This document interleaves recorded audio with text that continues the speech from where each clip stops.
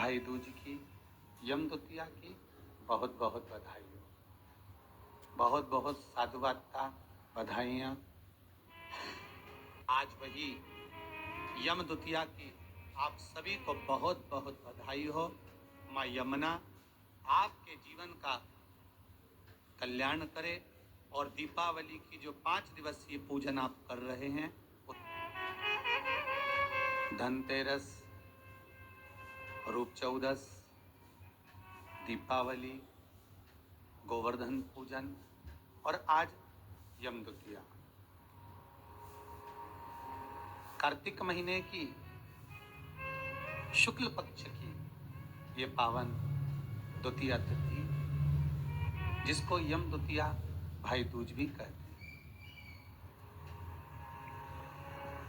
हिंदू धर्म के अनुसार बहन और भाई के प्रेम की उदारता को प्रकट करने वाली, वात्सल्यता को प्रकट करने वाली पहला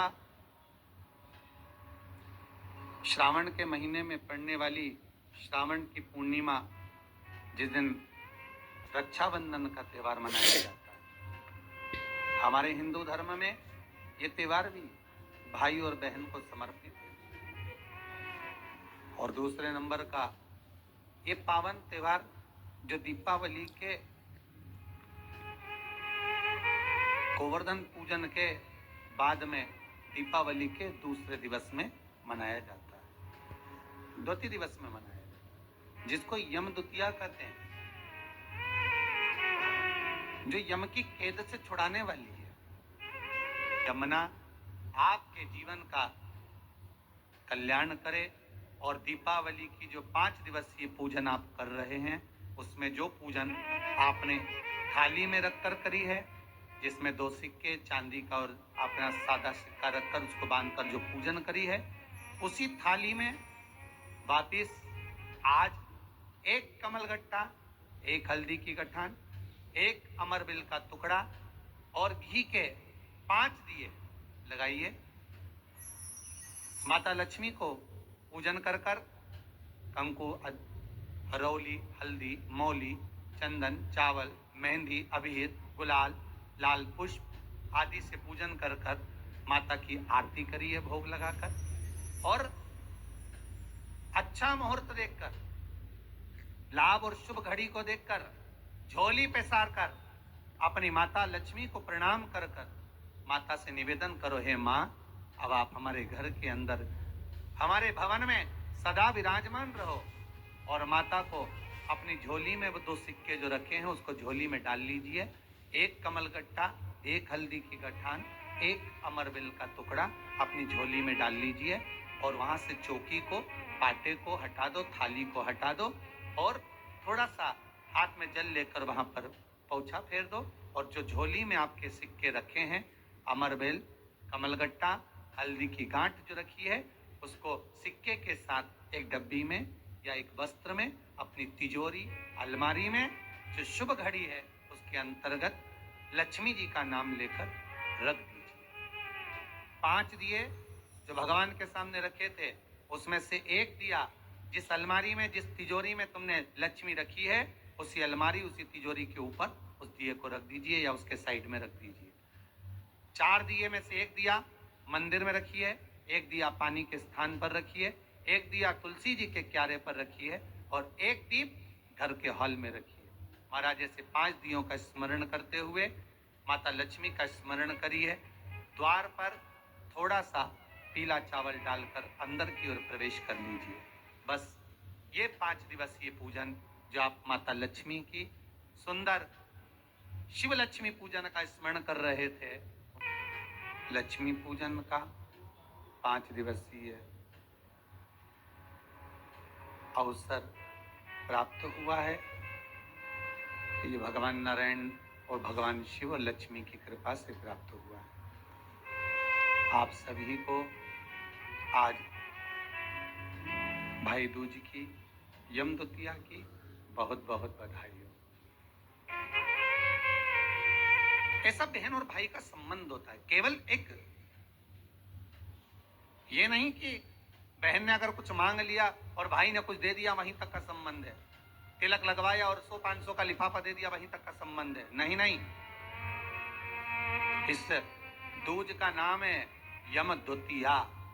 यम द्वितीया का मतलब है सूर्य नारायण भगवान की धर्म पत्नी माता छाया के गर्भ से जो पुत्र उत्पन्न हुए हैं यम, उनके बाद में जो बहन उत्पन्न हुई हैं यमुना जी।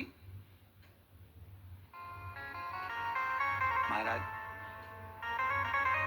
कितना आत्मी प्रेम होगा अगर यमुना जी का संपूर्ण परिवार देखा जाए, यमराज, शनि महाराज, यमुना जी, ताप्ती,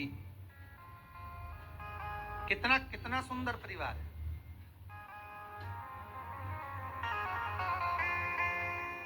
एक बार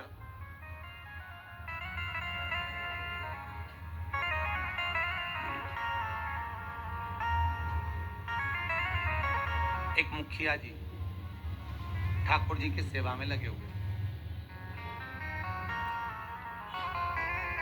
और ठाकुर जी की सेवा में लगे लगे मुखिया जी भगवान से रोज लाड़ लड़ाते, ठाकुर जी का रोज श्रृंगार करते, ठाकुर जी को नए नए वस्त्र आभूषण धराते, सुंदर सामग्री सिद्ध करके भगवान को सामग्री धरा देते, बड़ा सुंदर साज सजाते। एक बार मुखिया जी की ग्रह दशा पर 7.5 आ गया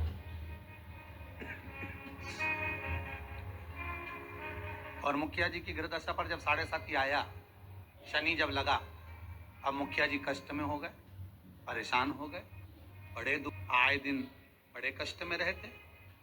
एक दिन मुखिया जी की आंखों में जब जल भर गया, नैनों में जल भर गया, तब श्री ठाकुर जी महाराज स्वयं प्रकट होकर पूछे, क्यों मुखिया जी आज आपके नैनों में जल भरा हुआ है, बात क्या है?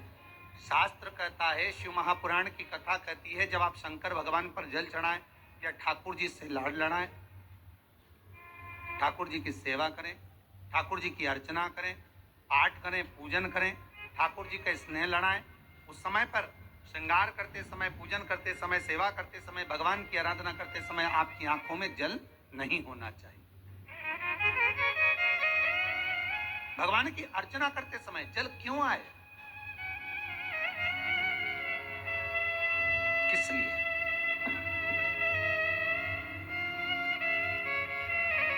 उस जल की महत्वता क्या? और महाराज मुखिया जी बोले, ठाकुर जी समझ में नहीं आ रहा, आज तो शरीर में कष्ट बहुत है और मन में मानसिक टेंशन बहुत है। बाबा बोले, क्यों चिंता करते हो? झारी जी में से यमुना जी को प्रकट करा मेरे ठाकुर जी ने, और यमुना जी को प्रकट कर मेरे ठाकुर जी बोले, यमुना आज अब मुखिया जी जब झारी जी भर रहे थे, आपका श्रृंगार कर रहे थे, ऊपर से वस्त्र ओढ़ा रहे थे, तब आपको मन में है कि आज मुखिया जी के नैनों में जल भरा हुआ है? यमुना जी बोली, ठाकुर मेरे को मालूम है कि आज मुखिया जी के नैनों में जल है, और क्यों है वो भी मैं जानती हूँ। जानती हो? हाँ, क्यों जले? तो कहा, जल होने का केवल एक कारण है कि मेरे भाई शनि की दृष्टि मुखिया जी पे पड़ गई। ओह, 7.5 वर्ष तक रहेगी।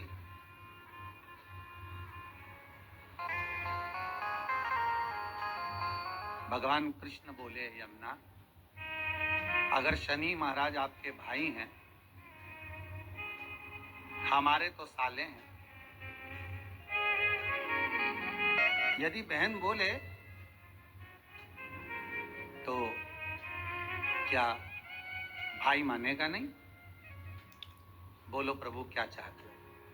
बस जाओ और शनि महाराज से कहो, जो ठाकुर जी से लाड़ लड़ाए, जो भगवान की सेवा में डूबा रहे, जो भगवान की भक्ति में सदा डूबा रहे, उस पर कभी न 7.5 लगे न ढैया लगे। शनि की कुदृष्टि उस जीव पर नहीं पड़ना चाहिए।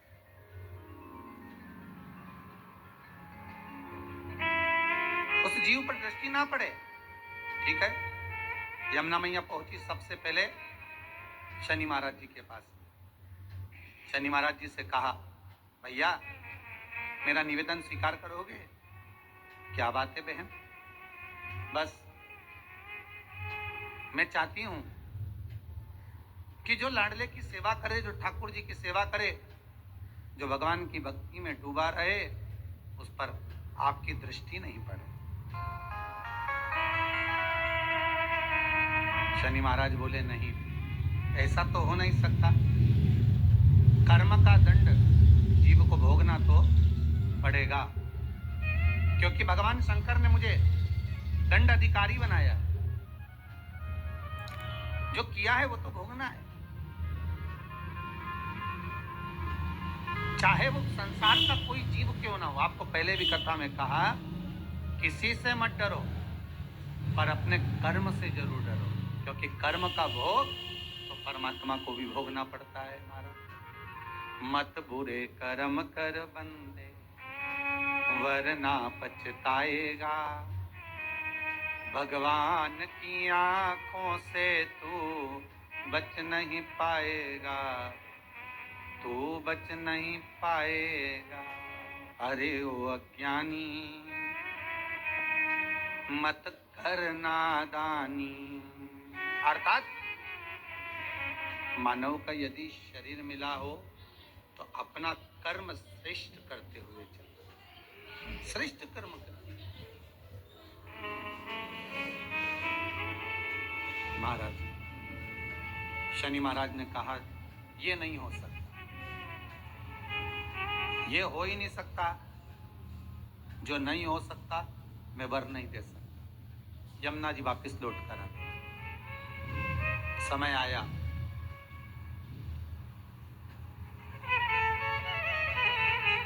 कार्तिक का महीना था। यमुना जी इससे पहले शनि महाराज के पास बारंबार जा चुकी है। यमराज के पास भी यमुना जी कई बार जा चुकी है, बार बार विनती कर चुकी है, पर मानते ही नहीं।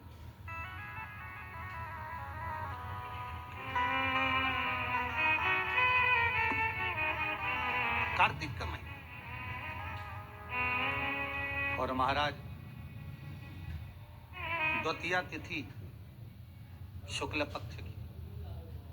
आज यमुना जी ने बड़ा सुंदर श्रृंगार किया है महाराज, बड़ा सुंदर श्रृंगार।